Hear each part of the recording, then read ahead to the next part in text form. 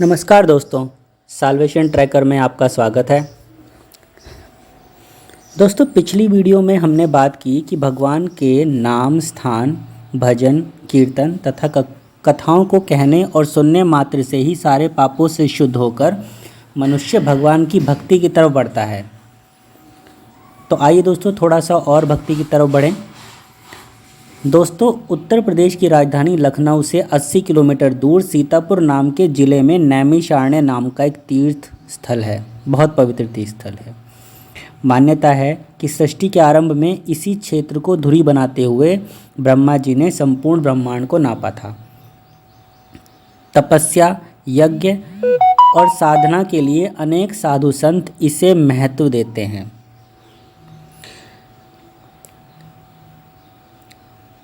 गीता उपदेश देने के बाद श्री कृष्ण भगवान इस पृथ्वी से बैकुंठ चले गए। तब अनेक ऋषि मुनियों ने भगवान का यज्ञ, भजन, कीर्तन आदि करने का विचार इसी स्थान पर किया। इसी स्थान पर एक दिन सभी ऋषि मुनियों ने श्री शूल गोस्वामी जी से पूछा कि किन कार्यों में मनुष्य का कल्याण है।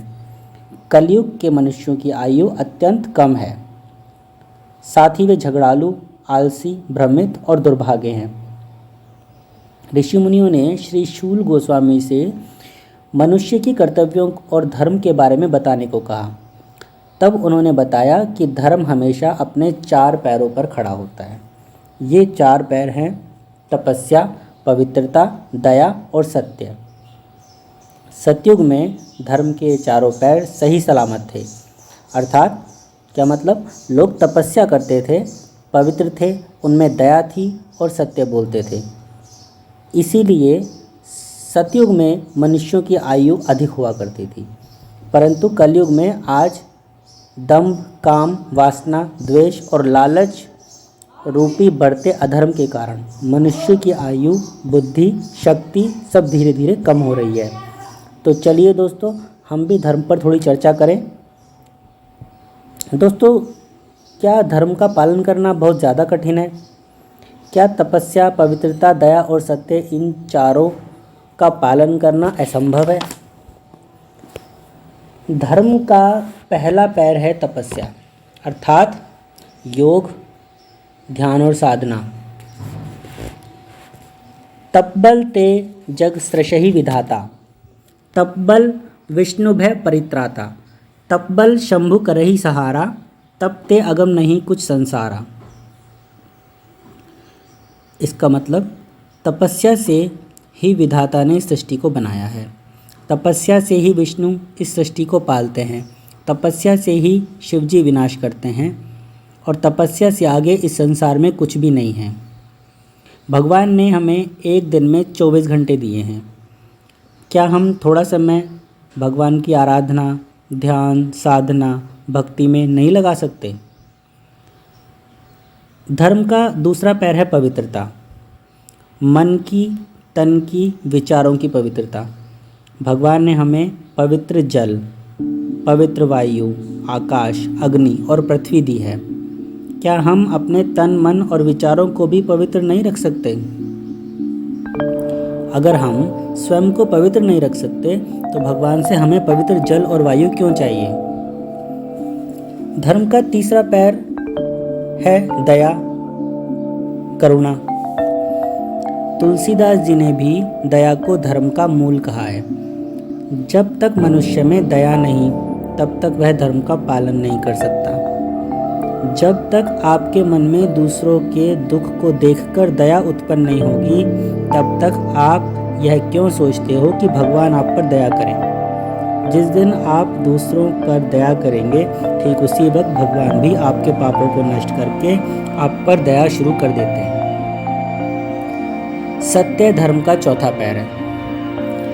क्या सत्य बोलना बहुत कठिन है?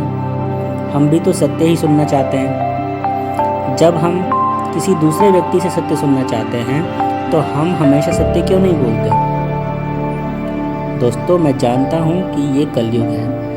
आप अगर धर्म का पालन करेंगे तो शुरुआत में आपको बहुत सारी परेशानियाँ होंगी। आप बहुत जल्द बहुत सारी धन संपत्ति और अपनी भौतिक इच्छाएं पूरी नहीं कर पाओगे। पर थोड़ा सब्र रखें। धर्म के रास्ते पर आपको सब कुछ मिलेगा। और अधर्म के रास्ते पर अगर आप यह सब प्राप्त भी कर लोगे तब भी आपको क्या लाभ होगा? यह धन संपत्ति तो सिर्फ इस जन्म में आपके साथ रहेगी। दूसरी ओर धर्म के रास्ते पर चलकर आपके कर्म अच्छे होंगे जो आपको भगवान की ओर ले जाएंगे। तपस्या, पवित्रता, दया और सत्य का पालन करके आप जो ज्ञान प्राप्त करेंगे वो आपकी भौतिक इच्छाओं, धन संपत्ति से अधिक मूल्यवान होगा। दोस्तों, हमारी मृत्यु कभी भी हो जाएगी और हम अपनी धन संपत्ति साथ लेकर नहीं जा पाएंगे। यह सब तो यहीं रह जाएगा। सिर्फ हमारा ज्ञान और अच्छे कर्म हमारे साथ जाएंगे। यह ज्ञान या धर्म या तो हमें मोक्ष दिलाएगा या कैरी फॉरवर्ड होगा अगले जन्म के लिए। दोस्तों, इस बात को ऐसे समझो, किसी क्लास में जब एक टीचर बच्चों को पढ़ाता है तो कुछ बच्चे पढ़ने में अच्छे नहीं होते और कुछ बहुत इंटेलिजेंट होते हैं। कभी कभी ऐसा बच्चा होता है जो असाधारण प्रतिभाशाली होता है।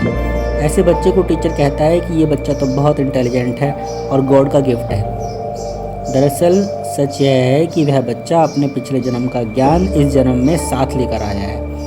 इससे आप समझे कि ज्ञान और अच्छे कर्म ही कैरी फॉरवर्ड होते हैं, धन संपत्ति कैरी फॉरवर्ड नहीं होती। आज के कोरोना काल में लोग धन कमाने के लिए कालाबाजारी, मिलावट और पता नहीं ना जाने क्या क्या कर रहे हैं। इस धन का इस्तेमाल वो कितने साल कर लेंगे? 5 साल, 10 साल, उसके बाद क्या? तो दोस्तों, धन संपत्ति कमाने के लिए हमें दंभ, द्वेष और लालच को छोड़ देना चाहिए, बल्कि ज्ञान कमाने के लिए तपस्या, पवित्रता, दया और सत्य का पालन करना चाहिए। यह ज्ञान या तो हमें भगवान तक पहुंचा देगा या कैरी फॉरवर्ड होगा अगले जन्म के लिए। तो दोस्तों, मिलते हैं अपनी अगली वीडियो में। नमस्कार।